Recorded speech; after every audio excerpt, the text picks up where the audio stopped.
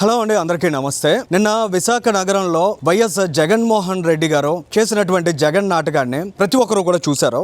నిజంగా జగన్మోహన్ రెడ్డి ఎంత అమానవీయంగా ఆలోచిస్తున్నారనేది చాలా స్పష్టంగా అర్థమైందండి. ప్రస్తుతం పలాస టౌన్లో ఉన్నామండి.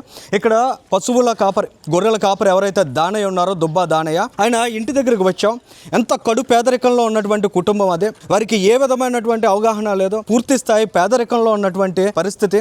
అటువంటి కుటుంబానికి సంబంధించి ఎంత దారుణంగా జగన్మోహన్ రెడ్డి కనీస మానవత్వం లేకుండా నన్ను మాట్లాడారు. 18 ఏళ్ల కుర్రాడు రోడ్డు ప్రమాదం చేస్తే అందులో ఏమీ తప్పు లేదు, దాని మీద కేసులు నమోదు చేయకూడదు, తెలుసో తెలియకో కర్మ కొద్దీ అన్న మాటను జగన్మోహన్ రెడ్డి మాట్లాడడం ద్వారా తనకి తన రాజకీయ పార్టీ, రాజకీయ ప్రయోజనాలు తప్ప ఇంకేమీ ముఖ్యం కాదనే విషయం మాత్రం చాలా స్పష్టంగా అర్థమైంది. ఇక్కడికి వచ్చిన తర్వాత ఇక్కడ క్షేత్రస్థాయి పరిస్థితిని ఒకసారి చూసిన తర్వాత చిన్న పిల్లలు, 2 పిల్లలు, కనీసం 2-3 సంవత్సరాల వయసు ఉన్నటువంటి పిల్లలు, అందులో చిన్న పిల్లాడు ఎవరైతే ఉన్నారో ప్రస్తుతం మనం అక్కడ విజువల్స్లో చూడొచ్చు.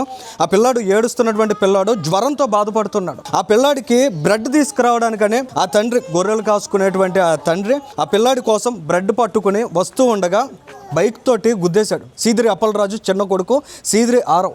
ఆ తర్వాత ఏం చేయాలి? బాధ్యత కలిగినటువంటి నాయకుడిగా సీదిరి అప్పలరాజుకి సమాచారం తెలిసిన తర్వాత ఆయన ఏ విధంగా స్పందించాలి? ఇమీడియట్గా అక్కడ ప్రాణాలు కోల్పోయినటువంటి పరిస్థితి ఉందా, లేదా తీవ్ర గాయాలతో ఉన్నారా, అతనికి ఇమీడియట్గా మనం ఏమన్నా వైద్య సహాయం అందించగలమా అనే ఆలోచన కనీసం సీదిరి అప్పలరాజు చేసి ఉన్నట్లయితే ఇవాళ ఈ కుటుంబానికి ఈ కడుపు కోత ఉండేది కాదు, ఆ తల్లి ఆవేదన ఉండేది కాదు, ఆ పిల్లలకి తండ్రి లేని బాధపడాల్సినటువంటి సిచ్యువేషన్ ఉండేది కాదు. కానీ కేవలం సీదిరి అప్పలరాజు నిర్లక్ష్యం, సీదిరి అప్పలరాజు తన కుమారుణ్ణి రోడ్డు ప్రమాదం నుంచి తప్పించాలనేటువంటి దారుణమైన మైండ్ సెట్ కారణంగా ఇవాళ ఈ కుటుంబం ఎంతలా తల్లడిల్లుతోంది, కుమిలిపోతుంది. ఇక్కడ పలాస టౌన్లో ఏ ఒక్కరిని కదిపినా కూడా సీదిరి అప్పలరాజు యొక్క మానసిక స్థితి ఎంత క్రూరంగా ఉందనే అంశాన్ని వారందరూ కూడా చర్చించుకుంటున్నారు. ఇక్కడ మనం చూసినట్లయితే నిజంగా ఆ కుటుంబానికి సంబంధించి కనీస సహకారం అందించాలనే స్పృహ కూడా లేకుండా సీదిరి అప్పలరాజు వ్యవహరించాడు. ఆయన తన పార్టీకి సంబంధించినటువంటి నాయకుడి కుమారుణ్ణి యాక్సిడెంట్ కేసులో ఇన్వాల్వ్ చేశాడు. ఆ తర్వాత ఆయన ఆలోచనలు ఏ విధంగా ఉన్నాయనేది ఒకసారి మీరు గమనించినట్లయితే కొడుకుని తప్పించాడు. సరే, ఆ ప్లేస్లో వేరొక వ్యక్తిని ప్రమేయం ఉన్నట్లుగా చూపించే ప్రయత్నాన్ని చేశాడు. కనీసం ఈ కుటుంబానికి ఏదైనా న్యాయం చేయాలన్న ఆలోచన ఉండాలి కదా. ఇక్కడ మనకు కనిపిస్తున్న ఈ 2 చిన్నారులు ఎవరైతే ఉన్నారో ఈ పిల్లలకి ఒక్కొక్కరి పేరు మీద ₹1,00,000 ఇస్తామని ఎవరైతే ఆ యువకుడిని ఇన్వాల్వ్ చేశారో అందులో ఆయన తండ్రి గారు సెటిల్మెంట్కి వచ్చారు. అంటే ఎంత కక్కుర్తిగా వాళ్ళు వ్యవహరించారు. అరే, తమ నిర్లక్ష్యం కారణంగా ఒక కుటుంబం తమ కుటుంబ పెద్దను కోల్పోయింది, ఒక కుటుంబం ఆధారాన్ని కోల్పోయింది, తమకు జీవనోపాధి ఏ విధంగా లేనటువంటి కుటుంబం అది అనేటువంటి బాధ్యత ఏమాత్రం లేకుండా అంత నిర్లక్ష్యంగా, అంత కక్కుర్తిగా ఆయన వ్యవహరించాడు. నిజంగా సీదిరి అప్పలరాజు ఆ విధమైనటువంటి మైండ్ సెట్ ఉన్నటువంటి నాయకుడు కాబట్టి వైఎస్ఆర్ కాంగ్రెస్ పార్టీలో ఉన్నాడని భావించాలి. వైఎస్ జగన్మోహన్ రెడ్డి గారు కూడా కనీసం ఈ తరహా కుటుంబాన్ని పరామర్శించడానికి రావాలి, వీరికి మనోధైర్యం కల్పించే ప్రయత్నాన్ని చేయాలి. తమ నాయకుడి వలన నష్టపోయినటువంటి కుటుంబం కాబట్టి వీరికి ఏదైనా తన వంతు ఆర్థిక సహకారం అందించగలమా అనేటువంటి అంశాలనైనా పరిశీలించే ప్రయత్నం చేయాలి. కానీ జగన్మోహన్ రెడ్డి గారు అటువంటి ఆలోచన చేయకపోగా కర్మ కొద్దీ పాపం 18 సంవత్సరాల యువకుడు రోడ్డు ప్రమాదం చేస్తే ఈయన చనిపోయాడంట. మరి ఎవరి కర్మ అనేది ఖచ్చితంగా జగన్మోహన్ రెడ్డి లాంటి వాళ్ళు ఆలోచించాలి. ఈ ఇంటి లోపలికి వెళ్తే ఎంత నిరుపేద స్థితిలో ఆ కుటుంబం ఉందనేది చాలా స్పష్టంగా అర్థమవుతుంది. ఇవాళ కూటమి ప్రభుత్వం కఠినంగా వ్యవహరించాల్సిన అవసరం ఉంది. అటు సీదిరి అప్పలరాజుతో పాటు ఆయన కుమారుడి మీద కూడా కఠినంగా వ్యవహరించాల్సిన బాధ్యత ఉంది. కేసును తప్పుదోవ పట్టించడమే కాదు, సకాలంలో వైద్యం అందించక ఈ కుటుంబాన్ని ఇవాళ రోడ్డున పడేసినటువంటి దుస్థితిని కూడా చూస్తున్నాం. మనం వారి తల్లితో మాట్లాడి తెలుసుకుందాం, ఆయన సతీమణితో మాట్లాడదాం, ఆ పిల్లల యొక్క బాధను కూడా అర్థం చేసుకునే ప్రయత్నం చేద్దాం. అమ్మ, మీకు మీ భర్త గారిని కోల్పోయారు, 3-4 రోజులు అవుతుంది. ఏ విషయంలో ఈ ప్రమాదం జరిగిందో మీకు ఏమన్నా తెలుసామా? అసలు నాన్న ఏడు చెప్తాను, నాకు నోరు రాదు చెప్పడానికి.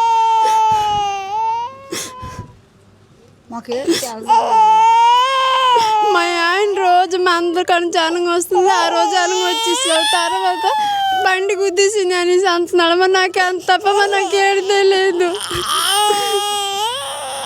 కాదమ్మా, పిల్లాడికి ఆరోగ్యం బాగాలేదని బ్రెడ్ పట్టుకుని వస్తానని చెప్పి వెళ్ళారన్నారు కదా, ఈ మధ్యలోనే ఈ ప్రమాదం జరిగిందా? ఏం జరిగింది అసలు? చివరిగా ఇంట్లోంచి ఎప్పుడు వెళ్ళారు? ఏం జరిగింది అన్నాడు?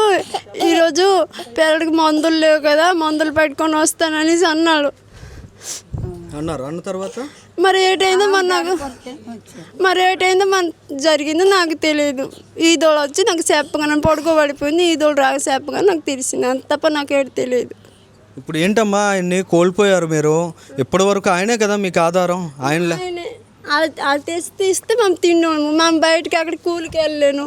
చిన్న పిల్లలు వీళ్ళకి పెట్ట నేను కూలి చేస్తాను. నన్ను పిల్లలు కూడా ఏడుస్తూనే ఉన్నారు కదా, ఇప్పుడు తండ్రి లేని. డాడీ డాడీ అని ఇద్దరు నా బొర్ర తినేస్తున్నాడు. డాడీ ఏడమ్మా డాడీ డాడీ మేకలకి వెళ్ళినాడు నాన్న అనేసి వాళ్ళకి చెప్తున్నాను. వాళ్ళకి ఏం సమాధానం నన్ను చెప్తాను చెప్పండి. మీరు మీ ఇంట్లో మనిషిని కోల్పోయారు, ఇవాళ మీ కుటుంబం అంతా రోడ్డున పడింది, కానీ బాధ్యతగా ఉండాల్సిన వాళ్ళేమో ఎలా వ్యవహరించారనేది చూసారు. మీరు ఏం చెప్తారు ఇవాళ కుటుంబ భవిష్యత్తు? ఆ పిల్లలకి ఆశ లేదు, ఆ పిల్లలకి దిక్కే లేదు. వాళ్ళు అండడుంటే నేడుకి పిలిచిన వాళ్ళు లేరు. ఈ పొద్దు మేము ఇక్కడ ఉన్నాము, రేపు మా ఇళ్ళకి మేము వెళ్ళిపోతాము.